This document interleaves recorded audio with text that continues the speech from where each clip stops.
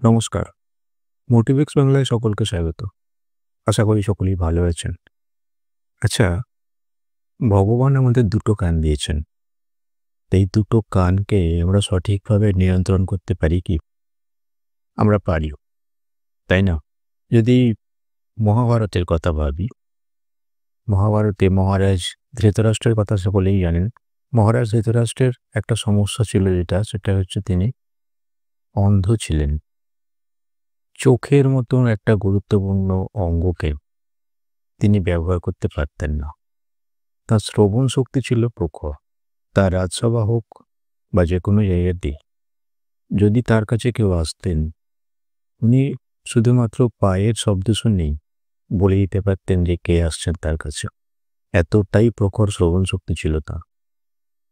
এবার দেখুন আমাদের ক্ষেত্রে কি হয়। ধরুন আপনি কোনো একটা শব্দ শুনতে পেলেন, তখন আপনি কি করেন? কান খাড়া করেন, অর্থাৎ শব্দটা কোথা থেকে আসছে, শব্দের উৎসটা জানার জন্যে আপনি মনোযোগটাকে বাড়িয়ে দেন, তাই তো? ঠিক এর উল্টোটাও কিন্তু করার দরকার পড়ে অনেক সময়। মানে আপনি শুনতে পেয়েও অবহেলা বা নেগলেক্ট করেন আপনার কানে আসা সেই শব্দটিকে। আজকাল দেখবেন, আমি আবারও সেই নিত্যযাত্রীদের কথাই আবার তুলে ধরব। ট্রেনে, বাসে বা অন্যত্র এরকম দেখা যায় যে কোনো একজন ব্যক্তিকে নিয়ে ভীষণ রকম ট্রোলিং হচ্ছে। মানে সেই ব্যক্তিটিকে নিয়ে অন্যান্যরা ভীষণ হাসি ঠাট্টা, বিদ্রূপ, ইয়ার্কি এগুলো করতে থাকে। এবার দেখুন যাকে নিয়ে এইটা হচ্ছে, এই বিষয়টা ঘটছে, তিনি বা সে কিন্তু পরিচিত ব্যক্তি হতে পারেন, আবার অপরিচিতও হতে পারেন। তো ধরে নেওয়া যাক প্রথমে আমরা পরিচিত ব্যক্তির কথাই আলোচনা করি। আমার দেখা একটা ঘটনার কথাই বলছি, মানে শেয়ার করছি আপনাদের সাথে। যদিও সেই ব্যক্তির নাম বা পরিচয় কোনোটাই আমি প্রকাশ করব না সঙ্গত কারণে। তো যাই হোক, তো একটা ডেলি প্যাসেঞ্জার মহল, সেখানে ধরুন ২০-২২ জন আছে। তার মধ্যে একজন ব্যক্তি আছেন যিনি একটু বয়স্ক। উনাকে নিয়েই বাকিরা রীতিমতন ঠাট্টা করে, ইয়ার্কি করে, নানা রকম রঙ্গ তামাশা বিদ্রূপ এসব চলে।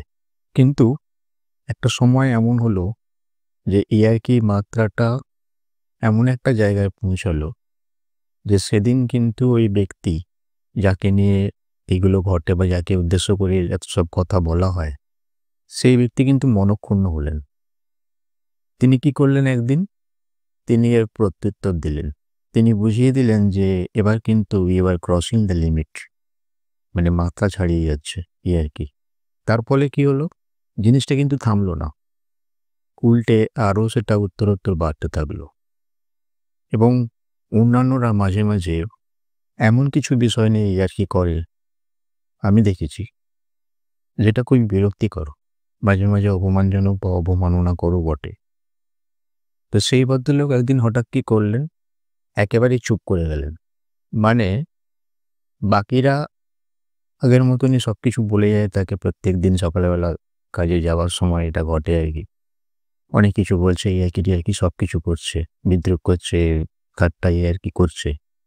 কিন্তু সেই বয়স্ক ভদ্রলোক কোনো কিছুই বলছেন না, যেন তিনি শুনতেই পাচ্ছেন না।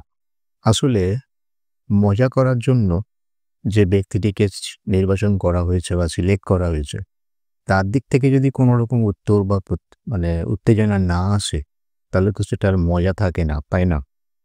এক্ষেত্রেও ঠিক তাই ঘটেছে। ফলে আমার নিজের চোখে দেখা এখনও উচ্চবাচ্য হয়, কিন্তু মাত্রাটা অনেক কমে গেছে, অনেকটাই কম এখন।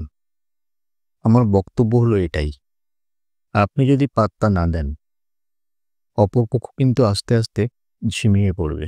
আপনাকে উত্ত্যক্ত করার ইচ্ছেটা আস্তে আস্তে চলে যাবে, এমনকি একসময় লোভ পেতেও পারে। এবার আপনি যদি প্রত্যুত্তর দেন, তাহলে কি হবে? আপনি আগুনে গিলিলেন। এই ঘটনাটাই ঘটবে, যেটা এখানে ঘটেছে। আমি একটু আগে যেটা বললাম, মানে উৎসাহটা আরো দ্বিগুণ হয়ে যায়, আরো উত্তরোত্তর ইয়ার্কি ঠাট্টা এগুলো চলতে থাকে, বেড়ে যায়। তো ভগবান যেহেতু দুটো কান দিয়েছেন, প্রয়োজন অনুসারে আপনি একটা কান দিয়ে শুনবেন, অন্য কান দিয়ে বার করে দেবেন। এটা করার দরকার পড়ে কখনো কখনো, এবং এতে আপনারই উপকার হবে। তো এবার ধরে নিই এটাতে গেল পরিচিত ব্যক্তির ক্ষেত্রে, একটা গ্রুপের মধ্যে থাকা ব্যক্তি। এবার ধরুন আপনি অপরিচিত ব্যক্তি, আপনাকেও একই রকম প্রবলেম ফেস করতে হচ্ছে বা হওয়ার, তাহলে আপনি কি করবেন? দেখুন, প্রথমত চেষ্টা করবেন পাত্তা না দেওয়া। কারণ যাতায়াতের পথে অহেতুক ঝামেলায় জড়ালে আপনারই মুড অফ হবে, আপনার কাজে মন বসবে না, মন খারাপ হবে ইত্যাদি, ইত্যাদি। তো সেগুলো না করাটাই ভালো বলে আমার মনে হয়। এবার আপনার যদি কোনো দোষ না থাকে, তাহলে আপনি যুক্তি দিয়ে ব্যাপারটাকে সমাধান করার চেষ্টা করুন। দরকার হলে আশেপাশের লোকজনের সাহায্য নিতে হবে অবশ্যই। ঝগড়া করে কিন্তু সমস্যার সমাধান হয় না সবসময়, এটা মাথায় রাখতে হবে। তবে মাত্রা বা লিমিট যদি ছাড়ায়, সেক্ষেত্রে আপনি আইনি ব্যবস্থা নিতে পারেন। কিন্তু পুরো বিষয়টাই নির্ভর করছে পরিবেশ, পরিস্থিতি এটার উপর। আপনি কতটা কি করবেন, কি অ্যাকশন নেবেন, সেটা কিন্তু আপনাকেই ঠিক করে নিতে হবে। আশা করি এই বিষয়টা বোঝাতে পেরেছি। সামান্য একটা বিষয়। যদি ভিডিওটি ভালো লেগে থাকে তাহলে একটা লাইক দেবেন আশা করি। আর চ্যানেলে নতুন হয়ে থাকলে সাবস্ক্রাইব করার অনুরোধ রাখি। সবাই ভালো থাকুন, সুস্থ থাকুন, ভগবান সবার মঙ্গল করুন। ধন্যবাদ, নমস্কার।